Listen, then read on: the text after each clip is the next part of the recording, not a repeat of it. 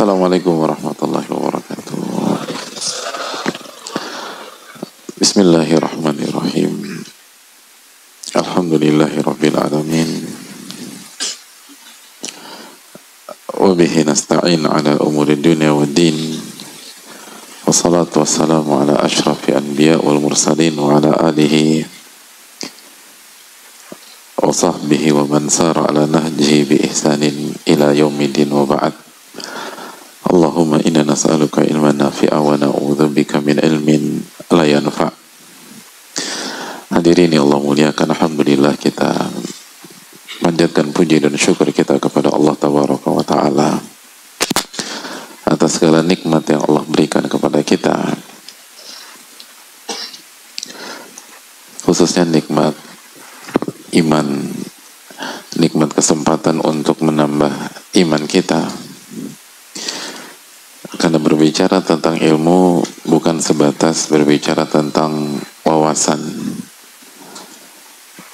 bukan hanya sebatas tentang pengetahuan sebagaimana yang mungkin diduga oleh sebagian pihak, tapi ilmu di dalam konsep kita dan konsep para ulama kita adalah iman dan ziyadatul iman, iman dan tambahan keimanan.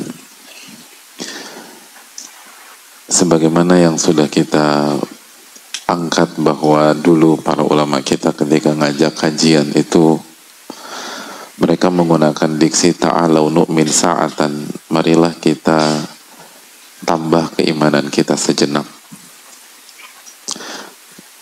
Mereka menggunakan kalimat itu dan memilih kalimat dan diksi itu dibanding sebatas marilah kita menambah wawasan. Tapi mereka mengatakan ta'alau nu'min sa'atan, marilah kita sejenak menambah iman kita. Dan itu bukan sebuah diksi kosong. Para sahabat, para tabi'in, para tabi'ut tabi'in, para orang-orang di generasi terbaik, generasi pertama, generasi kedua, generasi ketiga, memang ketika pulang dari kajian atau selesai dari sebuah majelis, itu memang imannya bertambah, hadirin, dan memang mengalami perubahan sebagaimana testimoni dari banyak para ulama. Dahulu orang yang belajar di antara kami itu tidak menunggu waktu yang lama kecuali ada perubahan dari cara bicara, bahkan cara berjalan dalam riwayat. Jadi cara berjalannya aja beda. Samtihi gitu, attitude, karakternya itu jadi beda. Walaupun tentu saja perubahan itu bertahap, tapi nggak nunggu lama untuk melihat adanya perubahan real. Kenapa demikian? Karena iman mereka bertambah, dan begitu iman bertambah semuanya berubah. Man kana yu'minu billahi wal yawmil akhir falyaqul khairan aw liyasmut. Barang siapa yang beriman kepada Allah dan hari akhir, hendaklah berkata baik atau diam. Jadi lisan itu tergantung iman, jamaah. Itu sebagai contoh. Oleh karena itu, hadirin Allah muliakan, ketika kita diberikan taufik oleh Allah Subhanahu wa Ta'ala untuk duduk di majelis, maka itu tanda Allah inginkan kebaikan untuk kita. Man yuridillahu bi khairan yufaqihu fid din. Barang siapa yang Allah inginkan kebaikan, maka Allah akan buat dia faqih terhadap agamanya. Allah akan buat dia paham, dan Allah buat dia menjalankan ilmunya tersebut. Dan itulah iman itu sendiri. Oleh karena itu, hadirin Allah muliakan, ketika orang yang mengerti konsep itu beranjak dari sebuah majelis ilmu atau dari sebuah kajian, maka ia pulang bukan hanya dengan, antum pulang dengan apa, hadirin? Kalau boleh tahu, selama ini Ngomong-ngomong antum pulang nggak sih kalau habis kajian? Pulang. Oke, kalau pulang tuh pulang dengan apa? Orang-orang tuh yang benar-benar meresapi kajiannya, mereka tuh pulang dengan harapan. Mereka pulang tuh dengan optimisme. Kenapa? Karena ini bukan tentang duduk di kajian. Ini bukan tentang datang ke masjid. Tapi ini indikator Allah, Rabb saya inginkan kebaikan untuk saya.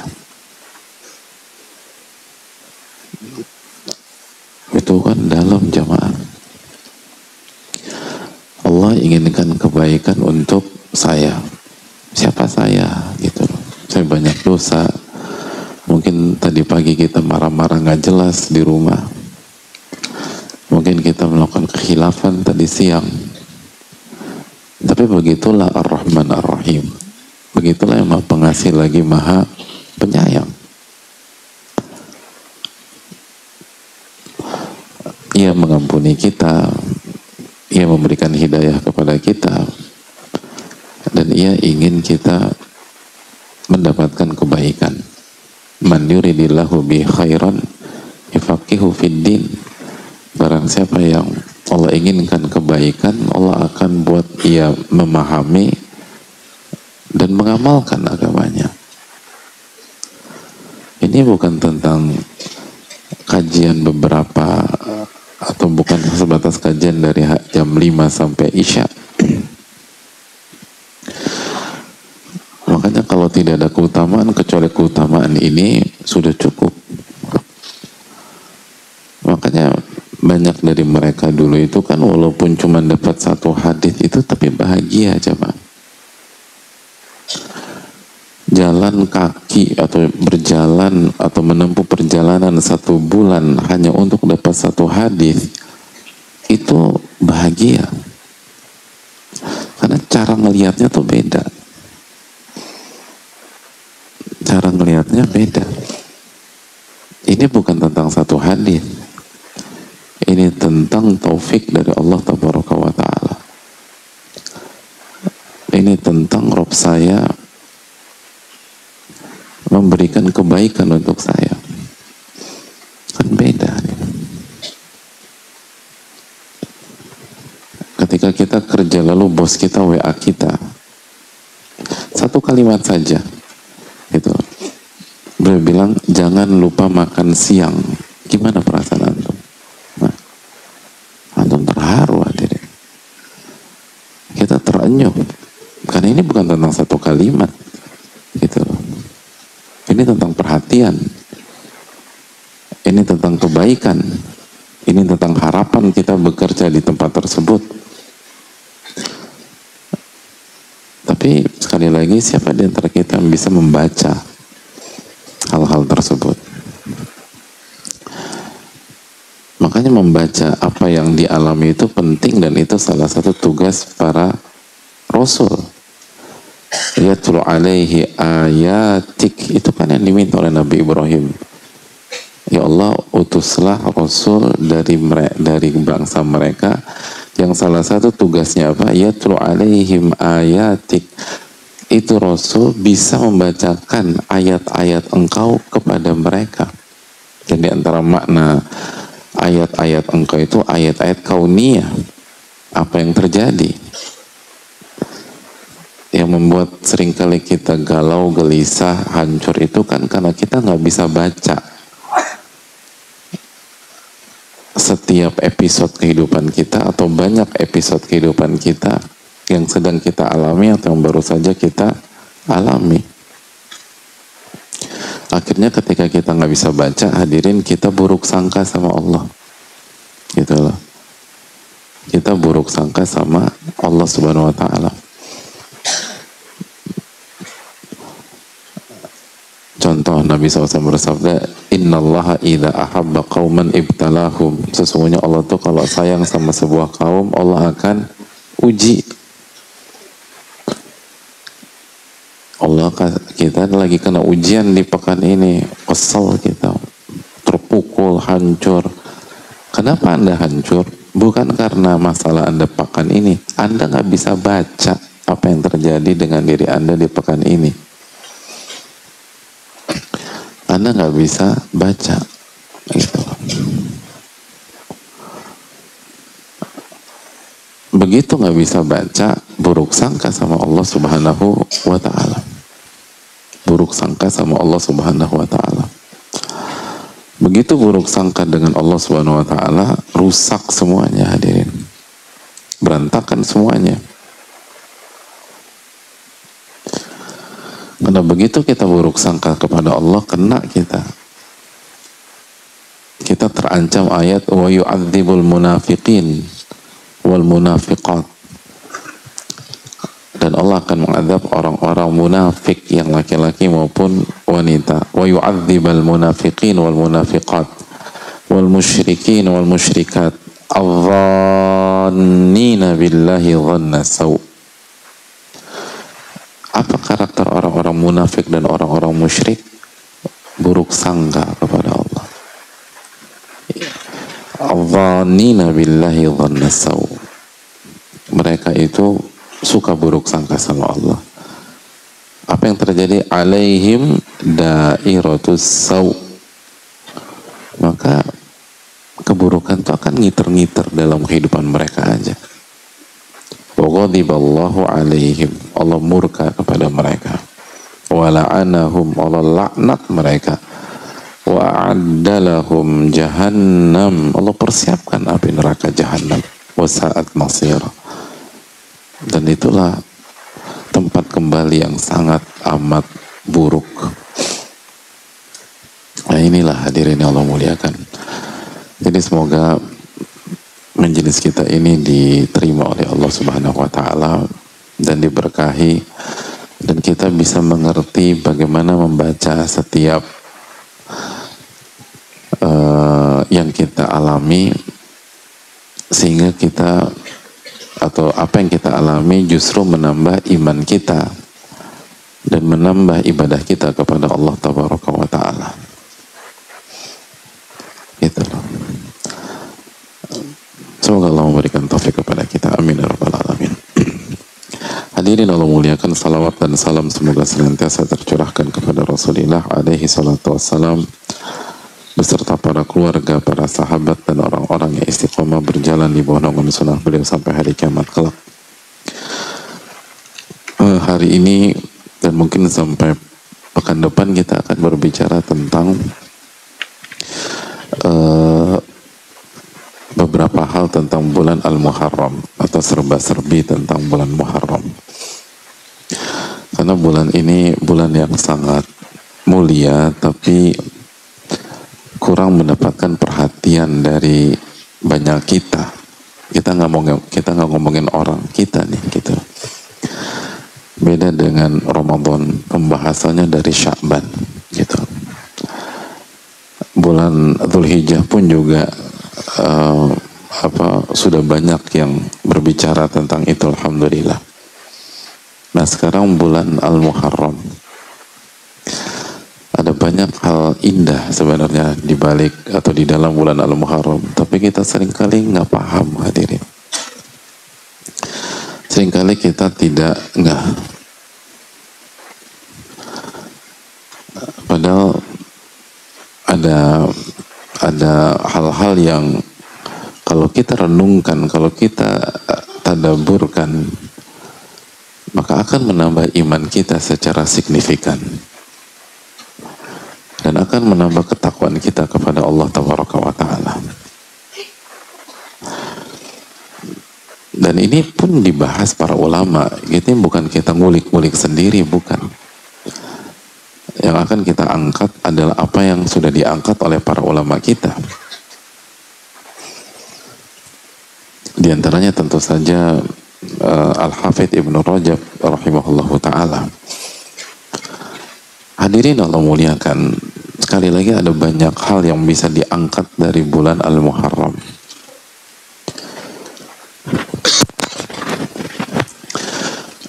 Dan mari kita mulai dengan sabda Nabi kita alaihi salatu wassalam dalam hadits riwayat Muslim, afdhalus siyam ba'da syahri Ramadan syahrullahi alladzi ta'du'unahu al-Muharram wa afdhalus shalah ba'da al-fardhah qiyamul lail.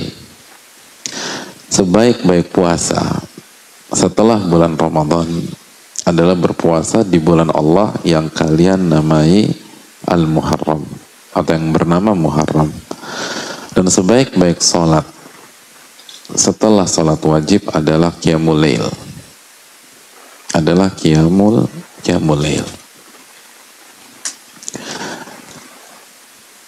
Ini adalah salah satu hadis yang sangat identik dan tidak bisa dipisahkan dengan bulan Al-Muharram. Nabi SAW mengatakan sebaik-baik puasa setelah Ramadan adalah puasa di bulan Al-Muharram. Puasa di bulan Al-Muharram. Hadirin Allah muliakan,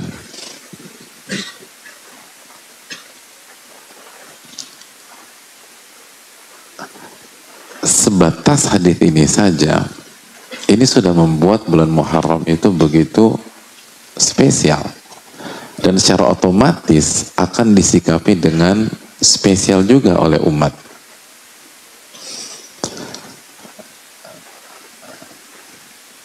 Dan hadis di atas menunjukkan kepada kita bahwa bulan ini adalah bulannya berpuasa. Dan apa yang dimaksud dengan puasa di dalam hadis ini dijelaskan oleh sebagian para ulama bahwa yang dimaksud puasa di dalam hadis ini adalah puasa sunnah mutlak gitu loh. Puasa sunnah mutlak. Jadi yang dimaksud puasa di sini adalah puasa sunnah dan khususnya puasa sunnah mutlak. Makanya dijelaskan sebagian para ulama seperti Al-Hafidz Ibnu Rajab at-tatawul mutlaq bis-shaum fa hadza afdaluhul muharram kama anna afdala tatawil mutlaq bis-shalah qiyamul lail. Puasa sunnah mutlak itu paling afdol dikerjakan, paling utama dikerjakan di bulan Al-Muharram. Sebagaimana salat sunnah mutlak itu yang paling afdol adalah qiyamul lail. Dikerjakan di malam hari. Maka hadirin Allah muliakan, ini adalah waktunya kita berpuasa. Sehingga puasa yang ditekan atau yang hendaknya dikerjakan oleh umat bukan hanya puasa Asyura. Puasa Asyura itu yang terbaiknya di bulan Muharram, hadirin. Nanti kita sedikit sebutkan. Tapi nggak perlu nunggu tanggal 10 untuk berpuasa. Ini hari-hari ini itu hari-hari berpuasa. Dan Nabi SAW mengatakan sebaik-baik puasa setelah Ramadan. Setelah Ramadan adalah puasa di bulan Allah yang bernama Al-Muharram.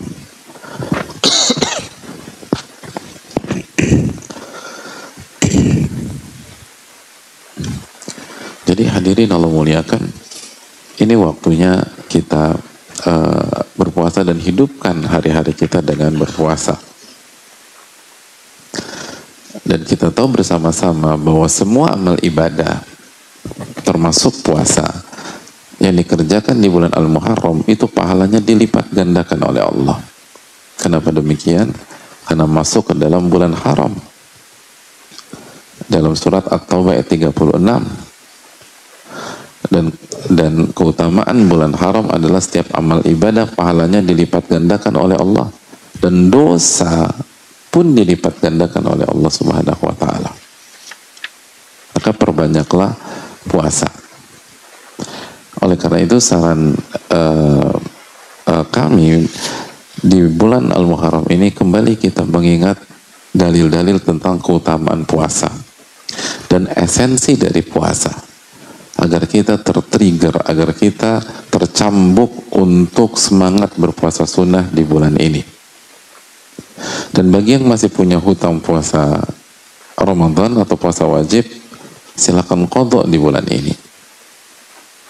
Karena ini bulannya atau waktunya berpuasa. Sebaik-baik puasa setelah Ramadan ini di bulan ini. Dan berbicara tentang puasa, hadirin sekalian, kata para ulama, as-siyamu sirrun bainal abdi wa rabbih. Puasa itu adalah rahasia antara hamba dengan Rabb-nya. Makanya Allah berfirman, kullu amali bani Adam lahu illa shaum fa innahu li wa ana ajzi bih. Semua amal ibadah anak Adam itu untuknya kecuali puasa. Kalau puasa kata Allah itu untukku dan aku yang langsung mengganjarnya. Aku yang akan langsung memberikan pahala untuk dia. Sebagai pesan bahwa puasa sangat spesial, sangat intimate dengan Allah Subhanahu wa taala. Sampai saya mengatakan illa shaum fa innahu li. Puasa itu untukku. Padahal kita tahu bersama-sama bahwa semua ibadah itu harus kita tujukan untuk Allah Subhanahu wa taala. Tapi yang ditekankan oleh Allah Subhanahu wa taala itu puasa. Fa innahu li wa ana ajzi'u bih. Ini adalah ibadah yang sangat intimate. Oleh karena itu hadirin sekalian, marilah kita isi hari-hari ini dengan berpuasa. Bagi yang sudah yang belum selesai hutangnya, bayar hutang pada bulan ini. Dan yang sudah clear, perbanyaklah puasa. Puasa sunnah mutlak. Niatnya apa? Puasa sunnah mutlak. Kalau puasa hari Senin, niat puasa hari Senin. Nanti masuk hari Selasa, niat puasa sunnah mutlak di bulan Al-Muharram. Nanti Rabu niat puasa sunnah mutlak di bulan Muharram pada saat hari. Nanti Kamis kita niatkan puasa Kamis, terus demikian. Bahkan kita tahu bahwa sebagian ulama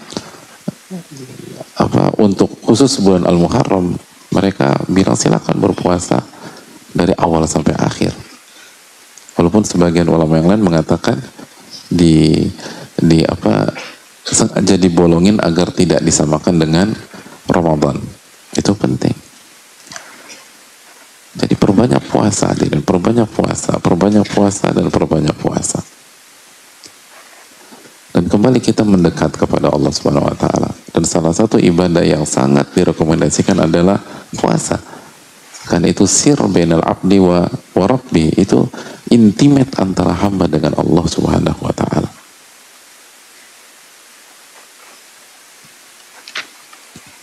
Lalu Allah mengatakan innahu taraka syahawatihi wa ta'amahu wa syarabahu min ajli.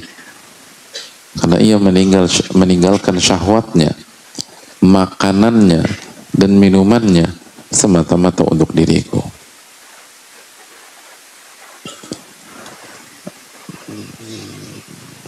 Allah tuh senang hadirin ketika kita puasa itu. Kenapa? Karena kita tuh meninggalkan syahwat kita. Kita meninggalkan makanan yang kita sukai, makanan favorit atau minuman yang biasa kita minum ketika tea morning atau coffee break. Itu semata-mata untuk Allah Subhanahu wa taala. Itu Allah senang sekali jamaah. Maka ini momennya untuk kembali. Oleh karena itu sekali lagi tolong baca ayat-ayat atau hadisnya tentang keutamaan puasa sehingga kita tercambuk untuk memperbanyak puasa di bulan Al-Muharram mumpung masih di awal-awal. Oh tapi berarti aku ketinggalan dong, kemarin nggak puasa, hari ini nggak puasa. Ya nggak apa-apa, kita masih punya cukup waktu. Kita masih mungkin weekend ini susah, kita bisa start Senin, lalu Selasa, lalu Rabu dan seterusnya. Tapi jangan lepaskan. Ini momen besar. Dan jangan nunggu 10 hari, tanggal 10 kecuali kita memang nggak bisa, kita nggak mampu, kondisi kita nggak memungkinkan. Oke, itu silakan tunggu di tanggal 10. Tapi bagi kita yang mampu, berbanyak puasa hadirin. Ditambah lagi kita akan mendapatkan pahala menghidupkan sunnah Nabi SAW yang sudah mulai langka. dan tidak populer, atau dalam bahasa ini ya, as-sunnah mahjurah. Man sanna fil islami sunnatan hasanatan falahu ajruha wa ajrahu ma'an amila biha min ghairi an yanqusu min ujurihim syai'. Barang siapa yang menghidupkan sunnah Nabi SAW yang mulai langka, tidak familiar, jarang dikerjakan orang, dia hidupkan kembali, maka dia dapat pahala. Dia akan mendapatkan pahala menghidupkan sunnah Nabi SAW. Jadi dia mendapatkan pahala amalan tersebut, dan dia mendapatkan pahala dari misi yang lain, yaitu menghidupkan sunnah Rasulullah SAW. Lalu dia akan mendapatkan pahala apabila ada orang yang terinspirasi olehnya, sehingga orang itu mengerjakan hal yang sama. Misalnya karena kita berpuasa, akhirnya anak-anak kita awalnya mereka nggak ada, sisi rumah tuh nggak ada yang puasa, hadirin. Tapi ketika kita mulai berpuasa 1-2 hari pertama orang rumah nggak ngeh gitu loh,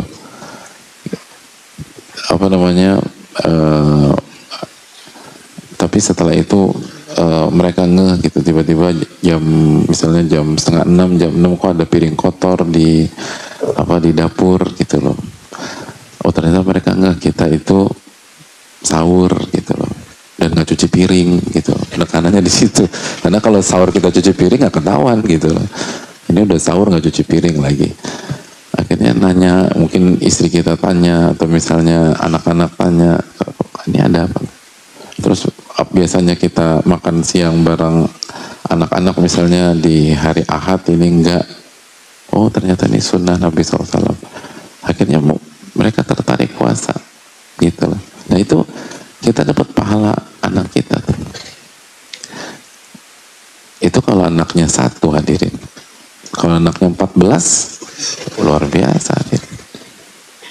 Kita dapat pahala 14 orang gitu loh.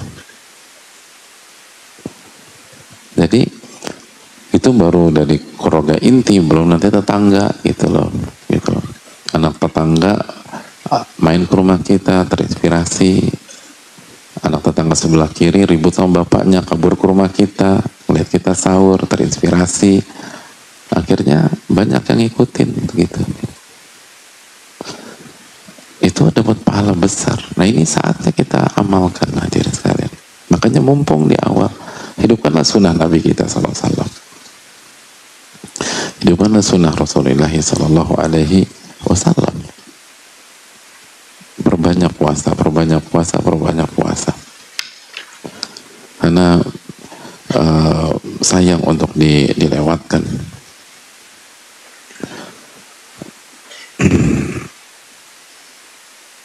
Dan ulama mengatakan, kita tahu bahwa sebagian para salaf itu berpuasa di bulan-bulan haram, berpuasa di bulan-bulan al-haram. Dan ulama mengatakan bahwa afdhalus siyamil ashhuril al-haram siyamu syahrillahil muharram.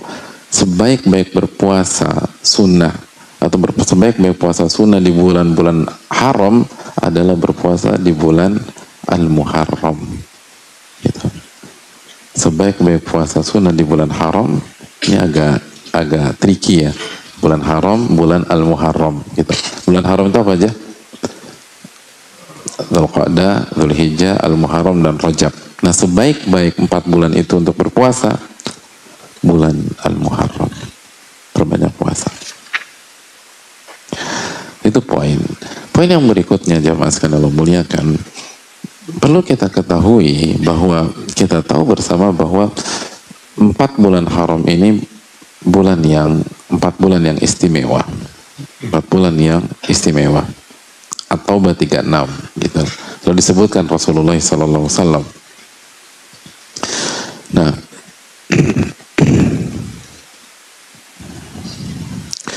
perlu kita ketahui bahwa setelah ulama mengatakan 4 bulan ini 4 bulan yang istimewa, lalu mereka berbeda pandang bulan apakah yang paling istimewa dari 4 bulan haram. Toh mereka sepakat Dzulqa'dah itu istimewa, Dzulhijjah itu istimewa, Al-Muharram itu istimewa, Rajab itu istimewa. Sebagaimana bulan Ramadan jelas sangat istimewa. Nah mereka khilaf tuh. Mereka berbeda pandang. Bulan apa yang paling istimewa di antara 4 bulan haram ini? Nah sebagian ulama menyatakan bahwa yang paling istimewa adalah bulan Al-Muharram. Sebagaimana pandangan Al-Hasan dan sebagian para ulama yang lain. Dan dalil mereka cukup kuat. Nabi kita alaihi salatu wassalam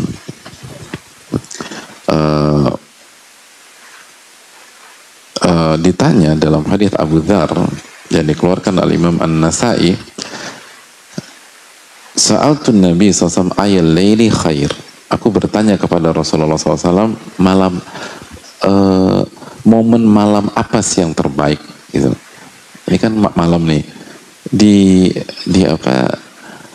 bagian manakah dari malam hari yang menjadi bagian malam terbaik? Wa ayul ashhuril afdal, dan bulan apa yang terbaik? Lalu Nabi SAW menjawab, khairul laili jawfuh, sebaik-baik malam itu di tengah malam, khususnya menjelang sepertiga malam terakhir.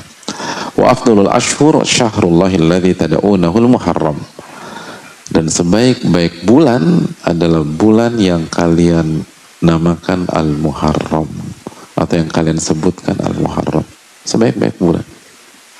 Dan yang dimaksud sebaik-baik bulan dijelaskan dalam riwayat lain,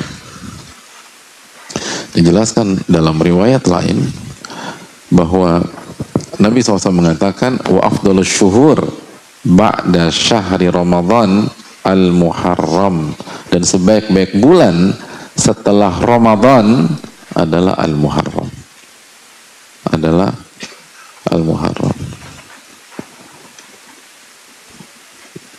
Ini disahihkan oleh Syalbani dalam Sahih Jami. Jadi maksud sebaik-baik bulan adalah setelah Ramadan. Nah, dalil-dalil ini yang dijadikan dalil oleh sebagian ulama yang menyatakan bahwa bulan Muharram adalah bulan haram teristimewa. Terlepas sekali lagi ada perbedaan. Sebagian ulama mengatakan yang paling istimewa bulan Dzulhijjah. Saya tidak mau masuk ke dalam pembahasan ini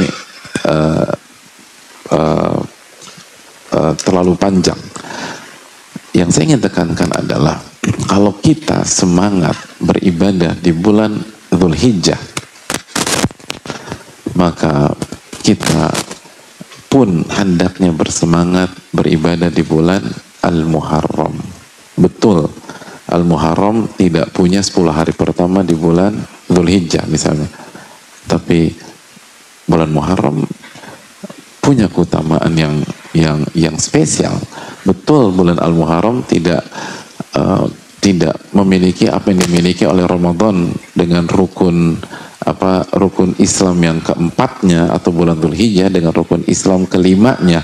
Ramadan punya puasa dan Dzulhijjah punya haji. Tapi sekali lagi, sabda Nabi SAW di atas itu menunjukkan bahwa bulan ini adalah bulan yang sangat spesial, dan hendaknya kita maksimalkan, khususnya 10 hari pertama. Kenapa demikian? Karena Abu Uthman An-Nahdi itu pernah menyampaikan, kanu yu'azzimun 13 al-ashr akhira min Ramadan wal ashr al-awwal min Dzulhijjah wal ashr al-awwal min Muharram. Dahulu mereka memuliakan dan mengagungkan 3 dimensi waktu. 3 dimensi waktu atau 3 waktu. Yang pertama 10 hari terakhir Ramadan. Yang kedua 10 hari pertama Dzulhijjah. Dan yang ketiga 10 hari pertama Al-Muharram. Jadi kata Abu Uthman An-Nahdi rahimahullahu ta'ala, bahwa dahulu itu orang-orang, para ulama itu memuliakan, mengagungkan 3 waktu. Yang pertama tadi apa? 10 hari terakhir Ramadan. Yang kedua 10 hari pertama Dzulhijjah. Yang ketiga 10 hari pertama Al-Muharram. Siapa yang mengatakan itu, hadirin? Abu Uthman An-Nahdi. Tahukah kita siapa beliau rahimahullah ta'ala, dan siapa yang dimaksud beliau dahulu itu? Hadirin Allah muliakan, Abu Uthman An-Nahdi bukan orang sembarangan. Beliau digelari Al-Imam, Al-Hujjah, Syekhul Waqt. Beliau digelari Al-Imam, Hujjah, dan beliau bagian dari apa, hadirin sekalian? Beliau di era siapa? Di era, ini pilih ya, di era Al-Imam Abu Hanifah, Imam Malik, atau Imam Syafi'i? Coba.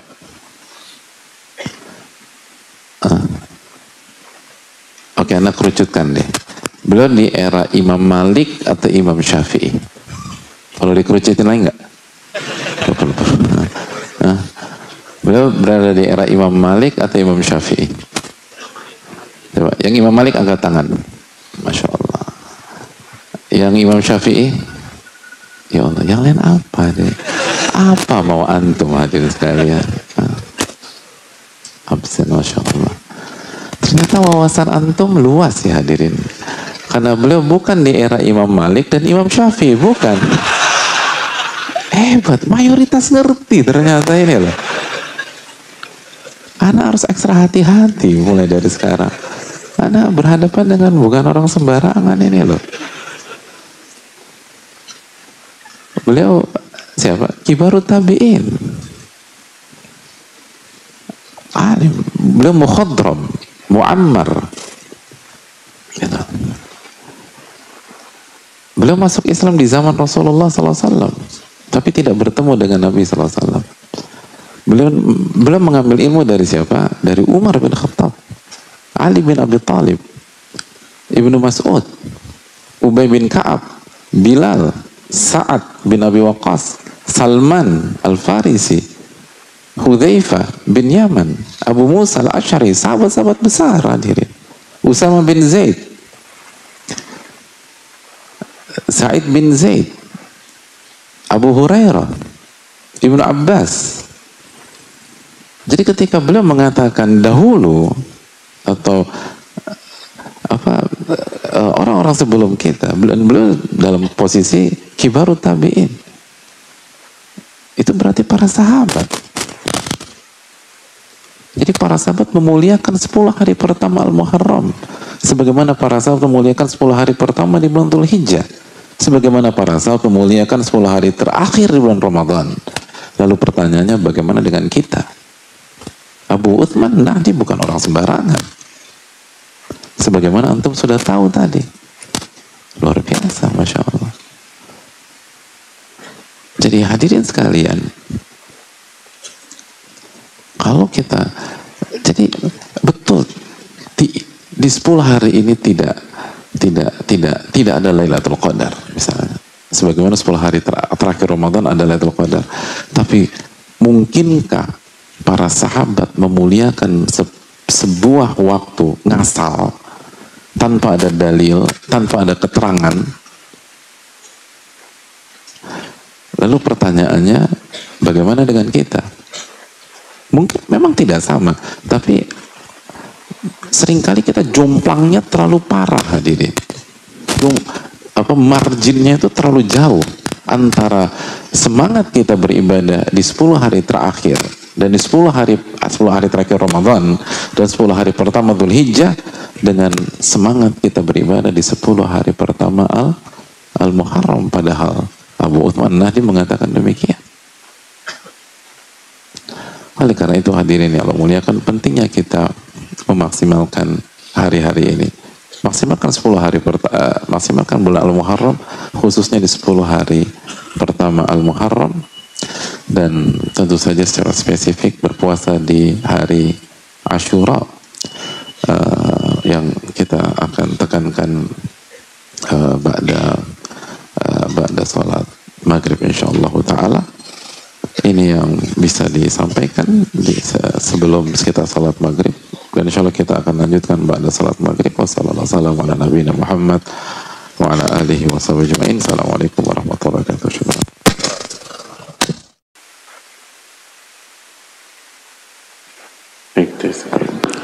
Assalamualaikum warahmatullahi wabarakatuh. Bismillahirrahmanirrahim. Alhamdulillahi rabbil alamin. Wa bihi nasta'in ala umuri dunya wad din. Wassalatu wassalamu ala asyrafil anbiya wal mursalin wa ala alihi wa sahbihi wa man sara ala nahjihi bi ihsanin ila yaumiddin wa ba'd. Allahumma salli wa sallim wa barik wa an'im ala nabiyyina Muhammadin wa ala alihi wa sahbihi ajma'in. Hadirin yang Allah muliakan, alhamdulillah kita panjatkan puji dan syukur kita kepada Allah tabaraka wa ta'ala atas segala nikmat yang Allah berikan kepada kita. Sebagaimana salawat dan salam semoga senantiasa tercurahkan kepada Rasulullah alaihi salatu wassalam beserta para keluarga, para sahabat dan orang-orang yang istiqomah berjalan di bawah naungan sunnah beliau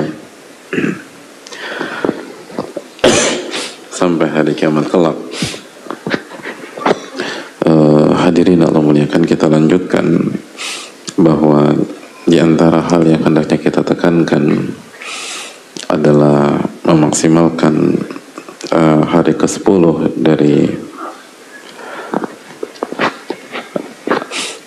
dari bulan Al-Muharram dengan berpuasa, sebagaimana yang disampaikan oleh Abdullah bin Abbas ketika beliau ditanya tentang puasa Yaumi Asyura, berpuasa di tanggal 10 Al-Muharram. Beliau sallallahu alaihi wasallam menyampaikan, ma ra'aitu Rasulullah sallallahu alaihi wasallam shoma yawman yataharra fadlahu 'ala al-ayyami ila hadzal yawm wa hadha syahr.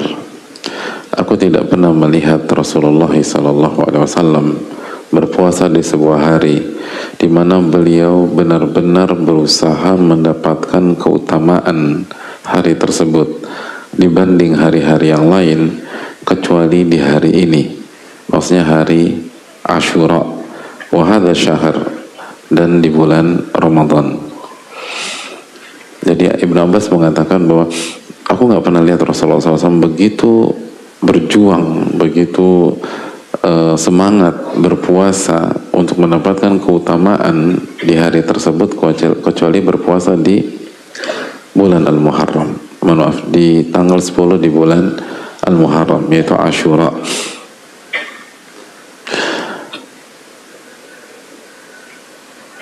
Dan di bulan Ramadan. Jadi kalau bulan itu bulan Ramadan, kalau satuan hari, kata Ibnu Abbas, menurut pengalaman beliau dan testimoni beliau, itu di tanggal 10 di bulan Al-Muharram. Jadi maksimalkan 10 hari pertama ini, khususnya di tanggal 10 kita berpuasa. Dan Nabi kita SAW ketika ditanya tentang puasa Asyura oleh seseorang, sebagaimana dalam hadis Muslim, beliau menyampaikan, ahtasibu 'ala Allah an yukaffira as-sanata allati qablah. Aku berharap Allah menghapuskan dosa-dosa setahun ke belakang. Setahun ke belakang.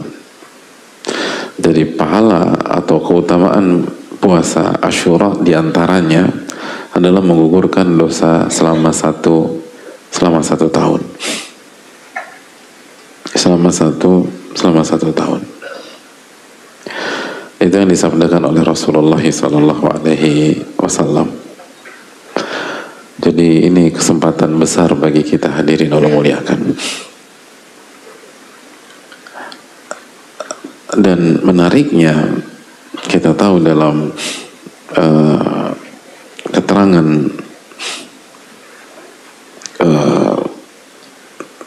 hadis-hadis yang sahih dalam hadis Bukhari dan Muslim, itu disampaikan tentang puasa Asyura. Fakuna ba'da dzalika nasumuhu, gitu. Kami dulu itu berpuasa di hari Asyura, wa nusawwimu sibyanana as-sighar, dan kami kondisikan agar anak-anak kecil kami pun berpuasa.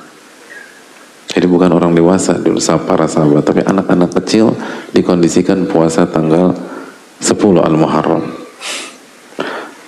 Wa nadhhabu ila al-masjid fanaj'al lahum al-lu'bah min al-ahad fa idza baka ahaduhum ala ta'ami a'tainahu iyyaha hatta yakuna indal iftar. Lalu kita bawa mereka ke masjid, lalu kita kasih mainan. Kalau mereka nangis, lapar gitu loh, itu kita sibukkan mereka dengan mainan tersebut. Dalam riwayat, فَإِذَا سَأَلُونَ طَعَامَ أَعْطَيْنَاهُمْ لُعْبَةً, kalau mereka minta makan, ngerengek minta makan, kita kasih mainan gitu loh. Kita kasih mainan, nulhihim gitu loh, sehingga kita sibukkan anak-anak kita, sehingga mereka lupa, mereka lapar, hatta yutimu saumahum, sampai mereka selesaikan sampai maghrib gitu loh. Gitu. Ya persis kayak antum gitu, anak ini kasih gadget gitu, tapi motifnya beda gitu. Kita nggak mau direpotin anak, jadi kasih gadget lah, kasih mainan segala macam. Tapi dulu para sahabat bukan nggak mau disibukkan, itu untuk mengalihkan perhatian mereka biar nggak lapar dan bisa selesaikan puasa sampai maghrib gitu. Dan di waktu yang sama mereka punya waktu untuk bermain dengan anak-anak, punya waktu untuk berinteraksi dengan anak-anak mereka dan seterusnya. Makanya apa kata mereka? Kami bawa mereka ke masjid gitu. Jadi anak-anak nggak ditinggalin gitu loh. Jadi aku benar ya Pak Ustadz ya, kalau aku tuh kasih gadget aja sama wifi gratis, terus aku tinggalin dalam kamar. Bukan, mereka bawa ke masjid, mereka ajak anak-anak ke masjid, itu riwayatnya. Jadi ini menunjukkan betapa, yang pertama betapa pentingnya puasa Asyura, bahkan sampai anak-anak kecil dilatih demikian. Dan yang kedua, bagaimana mereka mendidik anak-anak untuk berpuasa, bagaimana mereka mentarbiyah anak-anak untuk beribadah kepada Allah Subhanahu wa taala. Ini penting. Bahkan itu tadi artinya banyak di antara kita ketika mendidik anak-anaknya berpuasa, begitu anak-anaknya merasa lapar, lalu anaknya diajarin mengibarkan bendera putih, udah nyerah aja, lalu dibuatin makanan lah, telur dadar lah dan seterusnya. Tapi para sahabat dulu, begitu anaknya merasa lapar, nggak disuruh fight lagi dan dialihkan perhatian, disuruh main lah, diajak ke inilah, diajak bicara lah, dikasih mainan agar mereka lupa, hatta yutimu saumahum, sampai mereka menyelesaikan puasa mereka di hari tersebut. Jadi sekali lagi, kalau kita ingin mengikuti sunnahnya para sahabat radhiyallahu taala anhum, di tanggal 10 bukan hanya kita saja yang berpuasa, tapi ajak anak-anak berpuasa. Ajak anak-anak berpuasa. Karena itu yang dipraktikkan para sahabat radhiyallahu taala anhum ajma'in. Jadi sekali lagi jamaah yang Allah muliakan, ada banyak hal yang belum kita kerjakan di bulan Al-Muharram di tahun yang lalu, atau 2 tahun yang lalu, atau 3 tahun lalu apalagi. Nah, tahun ini harus beda. Tahun ini harus benar-benar ditekankan dan tetap ikuti sunnah Rasulullah SAW dan para sahabat beliau, dan kita dengar keterangan para ulama kita. Itu yang harusnya kita lakukan pada bulan Al-Muharram di tahun ini. Dan alangkah baiknya apabila kita tidak hanya berpuasa di tanggal 10, tapi kita juga berpuasa di tanggal 9. Kata Nabi kita alaihi salatu wassalam, la in baqaitu ila qabil asumanna, kalau aku masih hidup di tahun depan, maka aku akan berpuasa di tanggal 9. fa idza kana al-'amul muqbil insyaallah sumna al-yawm at-tasi'. Nabi kita alaihi salatu wasallam bersabda, kalau tahun depan aku masih atau kami masih hidup, maka kami akan berpuasa tanggal 9, tapi kepada Allah beliau wafat sebelum tahun depan di bulan Al-Muharram. Jadi ini bisa dikatakan keinginan Nabi SAW yang belum terwujud. Pertanyaannya bagaimana respon kita sebagai umat yang mengaku mencintai Rasulnya alaihi salatu wassalam. Hadirin, ada banyak anak itu merenovasi rumahnya di kampung, padahal mereka nggak tinggal di kampung dan nggak ada rencana tinggal di kampung, dan kakak adik mereka nggak ada yang tinggal di kampung lagi. Tapi kenapa direnovasi? Ketika ditanya, Mas, kenapa renovasi rumah di kampung? Itu cita-cita ayah, cita-cita ibu. Tapi kalau keburu meninggal, saya tuh terpanggil untuk mewujudkan cita-cita tersebut. Lalu bagaimana dengan umat ketika mendengar nabinya alaihi salatu wassalam menyampaikan, la in baqaitu ila qabilin la asumanna tasi', kalau aku hidup di tahun depan di bulan Al-Muharram maka aku akan berpuasa tanggal 9. Jadi ini hal yang penting, hadirin yang Allah muliakan. Maka berpuasalah di tanggal 9 dan 10, dan kalau bisa maksimalkan banyak berpuasa di bulan Al-Muharram, bukan tanggal 9 dan 10 saja. Tapi sekali lagi ini yang puasa yang ditekankan di bulan ini. Dan kita tahu bersama-sama bahwa hari Asyura adalah hari di mana Allah menyelamatkan Nabi Musa alaihissalam dari kejaran Fir'aun. Allah selamatkan Nabi Musa dan Allah hancurkan Fir'aun. Itu di bulan atau di hari Asyura.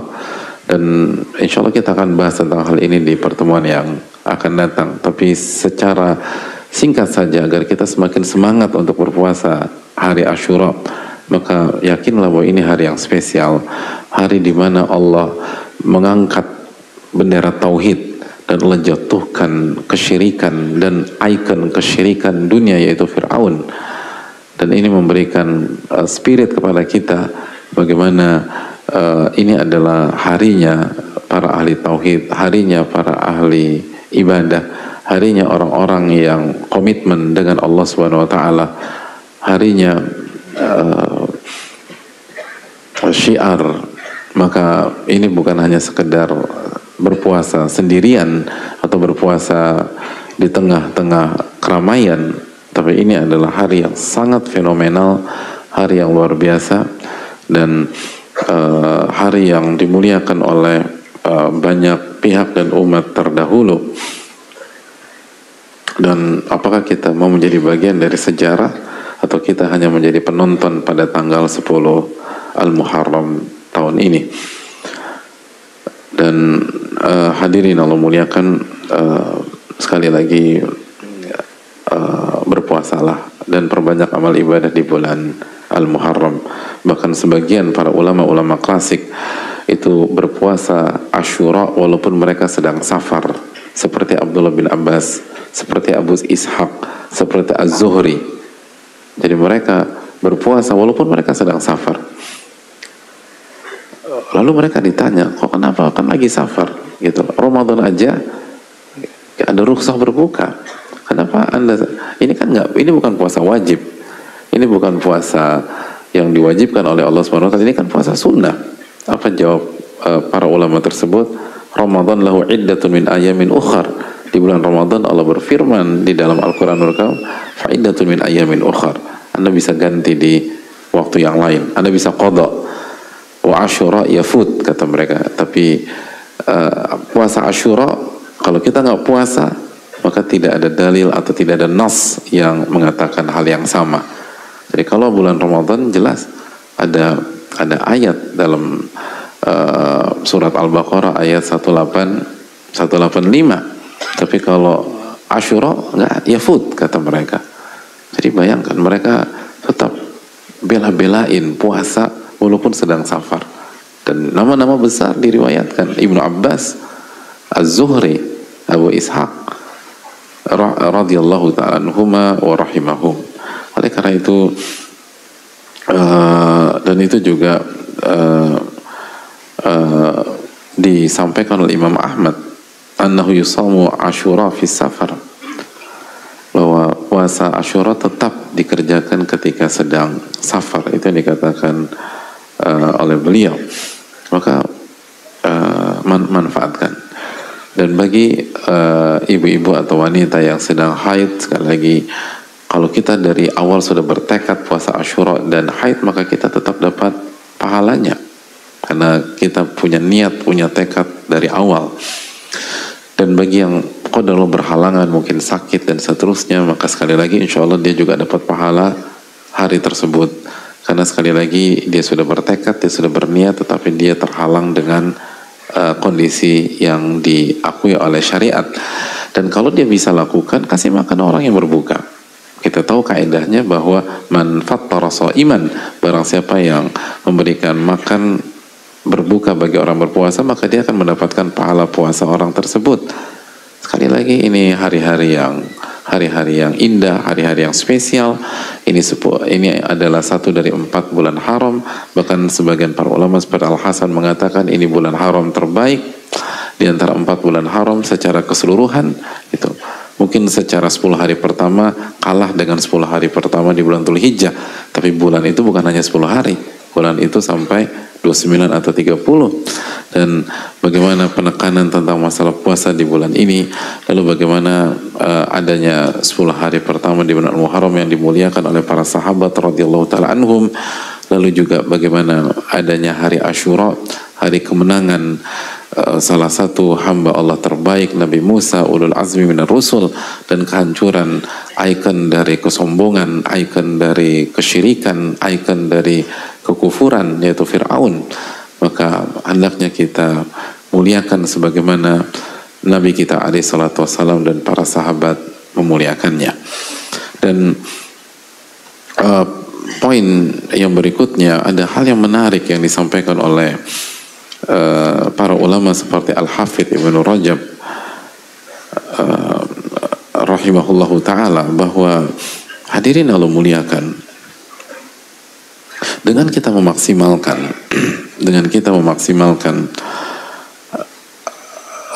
bulan Al-Muharram, dengan kita memaksimalkan bulan Al-Muharram, itu berarti kita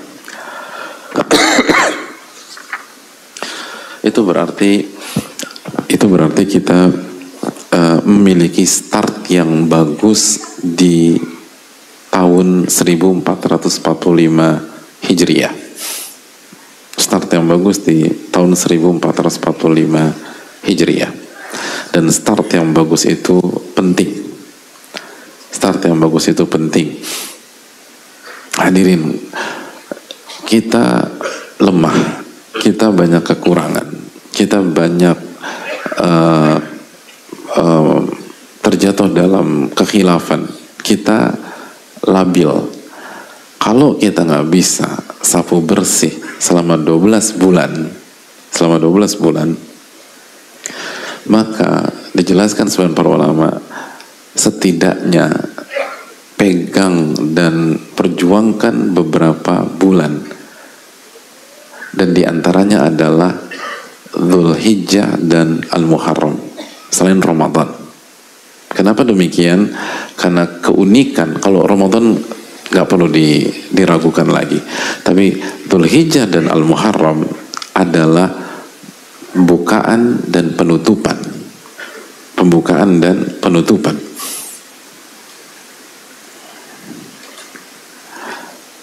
Makanya kata Al-Hafidh, faman shoma syahra dzulhijjah siwal ayyamil al-muharram siyamuha minhu wa shama al-muharram faqad khatama as-sanata bi ta'ah wa iftataha bi ta'ah. Barang siapa yang memperbanyak puasa di bulan Dzulhijjah dan memperbanyak puasa di bulan Al-Muharram, maka ia telah menutup sebuah tahun dengan ketaatan dan dia membuka sebuah tahun dengan ketaatan. Fayurja an tuktaba lahu sanatuhu kulluha ta'ah. Dan orang yang seperti itu diharapkan akan dicatat di sisi Allah sebagai orang yang punya track record yang baik dalam tahun tersebut. fa inna man kana awwalu amalihi ta'atan wa akhiru ta'atan fa huwa fi hukmi man istaghraqa bi ta'ah ma bainal amalain. Karena ada sebuah kaidah di dunia para ulama, barang siapa yang start amalnya atau start perjalanannya ketaatan dan akhir dari perjalanan atau amalnya ketaatan, maka dia dihukumi seperti orang yang menyapu bersih perjalanan itu dengan ketaatan. Mabainal amalain. Ada sebuah hadis, tapi hadis ini dilemahkan oleh sebagian para ulama. Namun walaupun ada sebuah hadis yang dilemahkan, tapi ada dalil-dalil lain yang menekankan masalah ini. Di antaranya, masih ingat surat Al-Ahzab? Apa yang Allah firmankan dalam surat Al-Ahzab ayat 41 dan 42? Allah berfirman, ya ayyuhalladzina amanu dzkurullaha dzikran katsira. Wahai orang-orang yang beriman, berzikirlah kepada Allah dengan zikir yang banyak. Perintah, ya ayyuhalladzina amanu dzkurullaha dzikran katsira. Wahai orang-orang beriman, berzikirlah dengan zikir yang banyak. Ayat berikutnya apa? Wasabbihuhu bukratan wa asila. Dan bertasbihlah kepada Allah di dua waktu khusus. Bukratan. Apa arti bukratan? Awal hari, pagi. Wa asila. Apa arti asila? Akhir hari, sore. Padahal hadirin, ayat ke-41 sebenarnya sudah cukup. Allah sudah mengatakan, ya ayyuhalladzina amanu dzkurullaha dzikran katsira. Wahai orang-orang beriman, berzikirlah dengan zikir yang banyak. Dan tasbih bagian dari zikir. Tapi kenapa Allah tekankan? Kenapa ada ayat ke-42? Untuk menekankan dua waktu tersebut. Wasabbihuhu bukratan wa asila. Dan bertasbihlah kepada Allah di awal hari dan di akhir hari. Awal, akhir itu harus dipegang, jemaah. Pertanyaannya, siapa yang bisa berpikir, berapa persen antara kita bisa bertasbih berzikir setiap detik dalam sebuah hari? Hadirin, kita bukan Nabi kita SAW yang berzikir setiap waktu. Kita ada lalai, kita ada lupa, kita ada emosi, kita habis. Tapi Allah mengatakan pegang awal hari dan pegang akhir hari. Wasabbihuhu bukratan wa asila. Dan ini daily, ini setiap hari. Kita harus bermain demikian. Makanya kenapa para ulama dari dulu menekankan zikir pagi petang, zikir pagi petang, zikir pagi petang, zikir pagi petang. Karena itulah awal dan akhir. Itulah awal dan akhir. Itulah awal dan akhir. Lalu di waktu malam, kenapa sekali lagi ba'da maghrib dan isya kita diminta untuk jangan tidur ba'da maghrib sampai isya, beribadah, berzikir. Lalu akhir malam prime time, hadirin. Waktu sahur prime time. Wabil ashari hum yastaghfirun. Dan orang beriman di waktu sahur itu akhir malam, mereka beristighfar kepada Allah Subhanahu wa taala.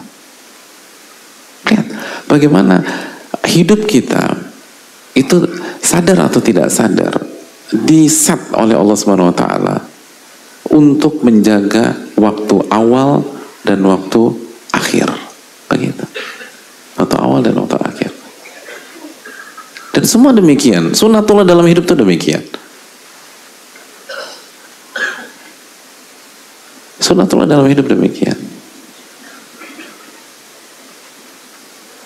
Waktu start dan waktu akhir itu sangat penting gitu.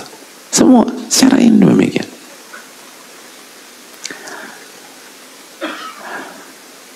Antum yang hobi otomotif misalnya, F1, MotoGP, yang paling menentukan itu di mana? Start dan akhir udah. Gitu. Start sampai mereka lomba untuk memperebutkan start nomor 1 itu mereka lomba loh. Gitu. Dan akhir. Antum yang suka bola itu yang paling krusial itu di mana? Awal, akhir udah. Gitu. Kalau kesebelasan kesayangan antum di menit 5 menit pertama udah kalah 4-0, udah matiin aja udah gitu. 4-0 kalau udah selesai, secara umum selesai. Kan begitu cara berpikirnya. Itu konsep hidup hadirin. Makanya ini pentingnya Al-Muharram. Coba kita evaluasi kenapa mungkin tahun lalu kita tahun kemarin kayaknya kita nggak perform, tahun sebelumnya nggak perform. Coba lihat Al-Muharram bagaimana. Lalu lihat Dzulhijjah bagaimana.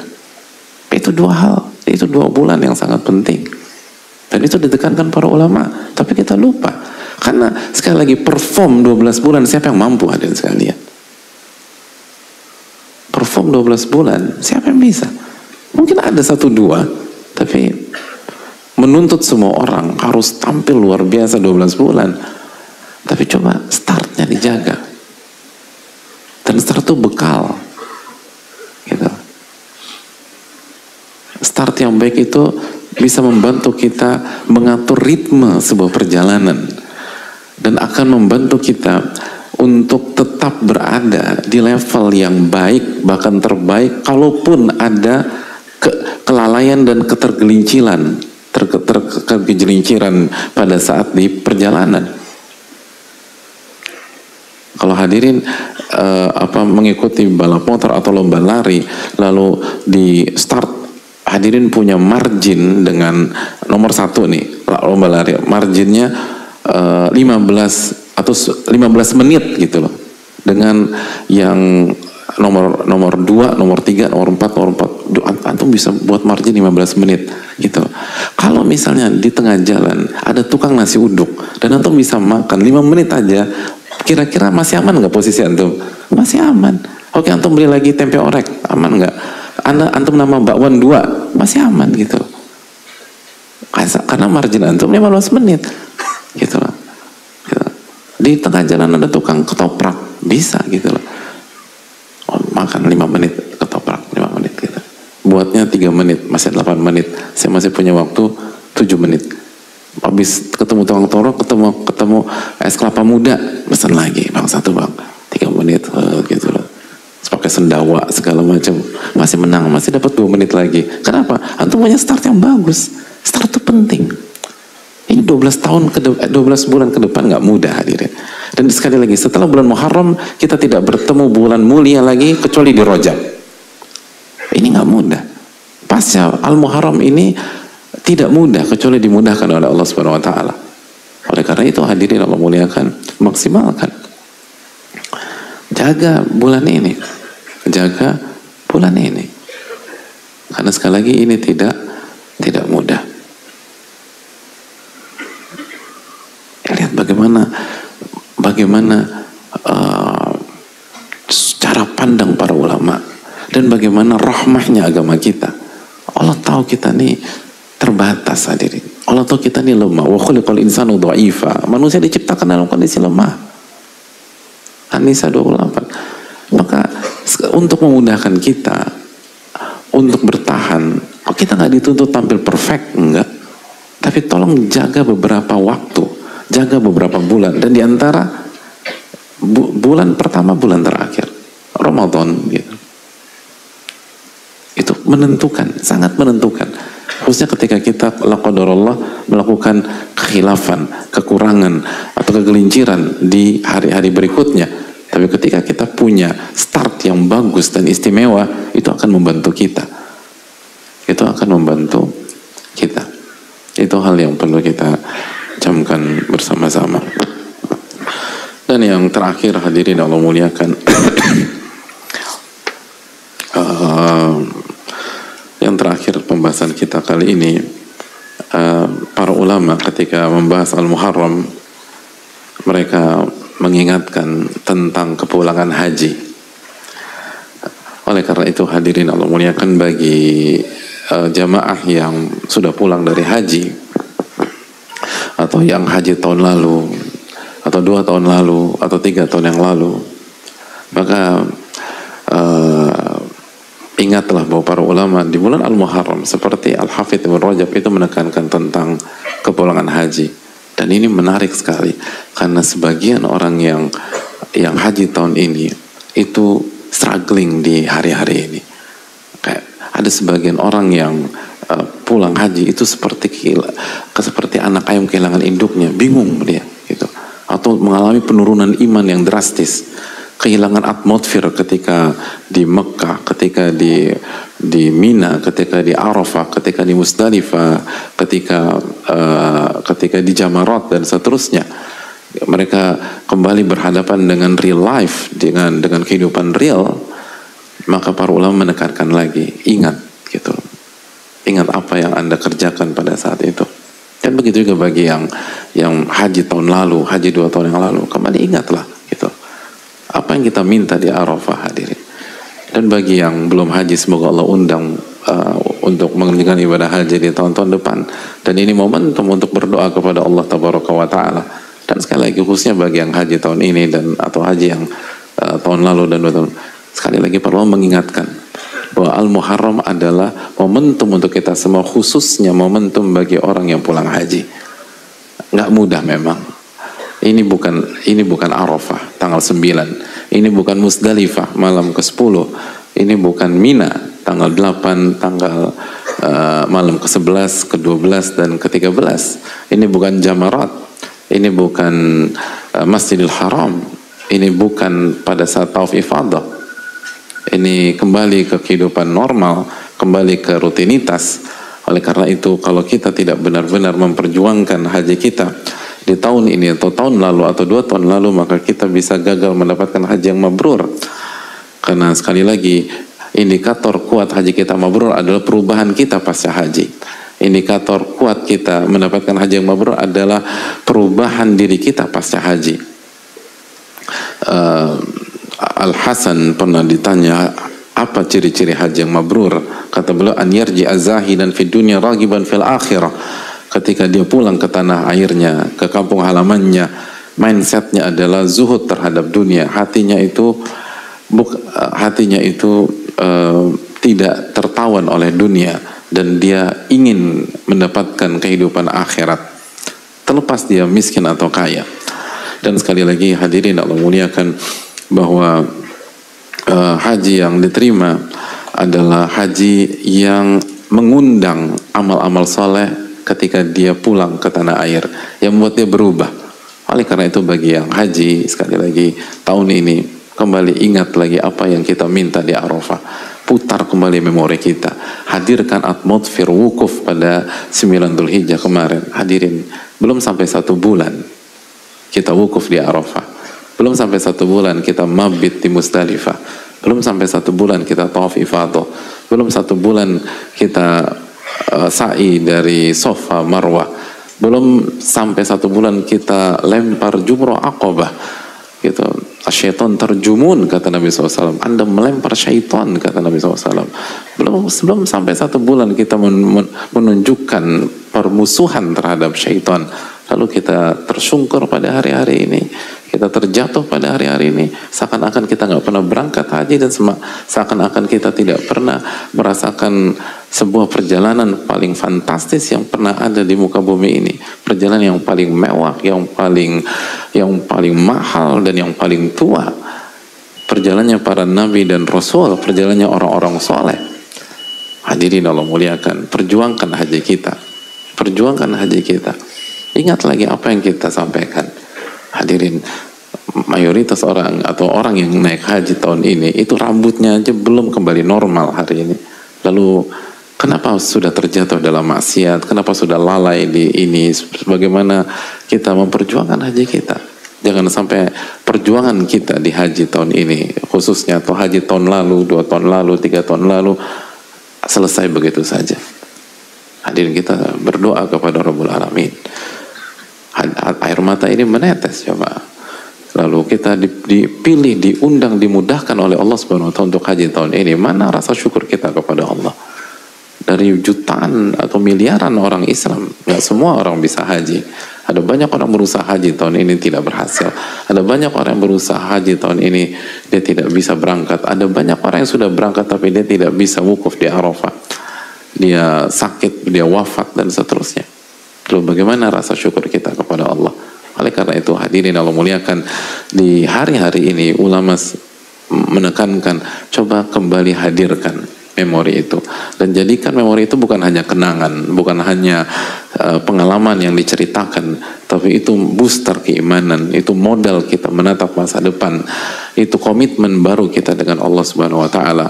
Ingatlah ucapan atau khutbah Rasulullah SAW di wukuf, pada saat wukuf di Arafah, kullu amrin jahiliyin mawdu'un tahta qadamai hadha, setiap urusan jahiliyah, dosa-dosa kita yang telah lalu, itu diletakkan di bawah kakiku ini pada saat wukuf di Arafah. Setelah selesai wukuf dan kita pulang ke tanah air, seharusnya kita tidak mengulang pola hidup kita yang lalu, seharusnya kita tidak mengulang kesalahan-kesalahan kita yang lalu, seharusnya kita menjadi sosok yang berbeda. Bukankah Nabi kita SAW mengatakan bahwa man hajja, barang siapa yang haji, walam yarfuth walam yafsuq, dan dia tidak melakukan kefasikan dan rafat, raja'a ka yaumi waladathu ummu, maka dia pulang dalam kondisi seperti bayi yang baru dilahirkan oleh ibunya. Maka sekali lagi hadirin Allah muliakan, perjuangkanlah kejujuran kita di perjalanan yang sangat indah tersebut, dan setiap orang punya memori masing-masing, setiap orang punya kenangan masing-masing, setiap orang punya keindahan masing-masing, karena haji adalah perjalanan yang sangat intimate dengan Rabbul Alamin, dan sayang untuk dilepaskan begitu saja. Ingat, syaitan tidak akan tinggal diam, syaitan akan berusaha menghancurkan ibadah-ibadah kita, apalagi yang kita kerjakan di Arafah, di Mina, di Musdalifah, di Masjidil Haram. Maka sekali lagi kembali ingat lagi, kembali konsolidasi lagi, kembali tenangkan jiwa kita, dan kembali muhasabah diri lagi. Dan bagi yang belum haji, maka perjuangkan hadirin sekalian. Hidup ini hanya sekali. Lalu kita nggak pernah melakukan perjalanan yang sangat fenomenal, perjalanannya para nabi dan rasul. Haji bukan hanya syariat Rasulullah SAW. Haji adalah syariat Nabi Ibrahim. Allah berfirman dalam surat Al-Hajj ayat 27, wa'adzin fin nasi bil hajj, dan undang manusia untuk mengerjakan ibadah haji, yaitu kerijalan. Maka orang-orang beriman akan berusaha berangkat haji walaupun hanya berjalan kaki. Mereka nggak peduli lagi, mereka nggak peduli hotel di mana, mereka nggak peduli ini. Orang-orang punya iman, mereka akan berusaha menggunakan semua cara yang halal, walaupun aneh, walaupun orang pikir nggak masuk akal. Yaitu kerijalan, orang akan berjalan kaki. Wa ala kulli dhamirin yatina min kulli fajjin amiq, atau naik unta yang kurus, yang nggak proper, yang nggak layak. Tapi kalau itu bisa dilakukan dan itu halal, dia akan lakukan itu. Apa tujuan mereka? Coba baca ayat kedua, liyashhadu manafi'a lahum, untuk menyaksikan kebaikan-kebaikan dan manfaat-manfaat yang Allah berikan kepada mereka, kebaikan-kebaikan dan manfaat yang Allah suguhkan kepada mereka. Kata para ulama, kebaikan dunia dan kebaikan akhirat. Kebaikan dunia dan kebaikan akhirat. Dan diantara kebaikan yang akan didapatkan oleh orang yang naik haji, apa kata sebagian para ulama tafsir? Mereka akan menyaksikan ridho Rabbnya kepada mereka. Allahu Akbar. Di sana orang akan menyaksikan bagaimana Rabbnya ridho kepada dia. Tidakkah kita ingin menyaksikan hal-hal seperti itu? Hadirin yang Allah muliakan, haji terlalu indah untuk dideskripsikan, haji terlalu indah untuk diceritakan. Haji harus dialami, hadirin. Haji harus dialami, kecuali kalau kita nggak mampu. Tapi benarkah kita nggak mampu? Atau selama ini kita lalai? Hadirin, orang-orang itu adalah tempat ngumpulnya para ahli Quran, para ahli ibadah, para ahli qiyam, para ahli tahajud, para ahli zikir. Lalu kita nggak mau menjadi bagian dari mereka, kita nggak mau jadi bagian dari sejarah. Dia syahadu manafi'a lahum. Anda akan untuk menyaksikan bagaimana Allah ridho kepada Anda. Allah ridho kepada Anda, hadirin. Bukankah itu tujuan hidup kita? Agar Allah meridhoi kita. Kita yang pendosa, kita yang banyak kesalahan, kita banyak kekurangan. Apa yang kita inginkan kecuali Rabb kita yang punya surga dan punya neraka, ridho kepada kita. Dan kalau Allah sudah ridho kepada kita, apalagi yang dikhawatirkan? Apalagi yang akan diblok? Apalagi yang akan digagalkan? Apa yang lagi yang akan dihancurkan? Allah ridho kepada kita, jemaah sekalian. Liyashhadu manafi'a lahum, Kita ke sana bukan untuk mencari perhiasan dunia. Kita ke sana bukan untuk mencari titel untuk kita banggakan di manusia. Kita ke sana liyashhadu manafi'a lahum, untuk menyaksikan bagaimana Allah ridho kepada hambanya, ridho kepada pendosa seperti kita. Tidakkah kita ingin menyaksikan itu? Tidakkah kita ingin? Kenapa banyak misal pencinta bola ingin menyaksikan langsung pertandingan sepak bola di Piala Dunia langsung di stadion? Kenapa banyak pencinta olahraga ingin datang ke stadion untuk menyaksikan langsung, padahal itu bisa di sosial media, itu bisa di YouTube. Menyaksikan ridho Allah itu nggak bisa di sosial media, nggak bisa di YouTube, nggak bisa di. Anda harus datang ke sana, lalu Anda kumandangkan talbiyah, labbaik Allahumma labbaik, labbaik la syarika lak labbaik. Dalam hati ini ada teriakan, kita katakan, ya Allah saya datang, ya Allah, ya Allah saya datang, saya penuhi undanganmu. Sebuah kebanggaan, sebuah rasa haru bahwa manusia dan makhluk sekerdil kita diundang oleh Rabbul Alamin, Rabbus samawati wal ard, Robnya 7 lapis langit dan 7 lapis bumi, Robnya surga mengundang kita. Dengan segala ketidakperformanya kita selama ini, dengan segala dosa-dosa kita selama ini, dengan segala kekurangan kita selama ini. Oh, itu luar biasa, jadi itu nggak bisa dibandingkan. Maka sekali lagi jangan berpikir musim haji selesai maka selesailah asa kita. Perjuangkan, apalagi di negeri kita nggak mudah untuk haji. Orang harus tunggu bertahun-tahun. Kalau kita nggak start sekarang, kapan lagi kita mau berangkat? Perjuangkanlah haji, hadirin, rukun iman. Sebagian ulama ulama khilaf, mana ibadah terbaik, mana ibadah terindah. Terjadi khilaf antara sholat dengan haji. Sebagian seperti Al-Qadhi Hussein mengatakan haji adalah ibadah terbaik. Bukan meremehkan sholat, tapi dalam haji ada sholat, tapi di dalam sholat tidak ada haji.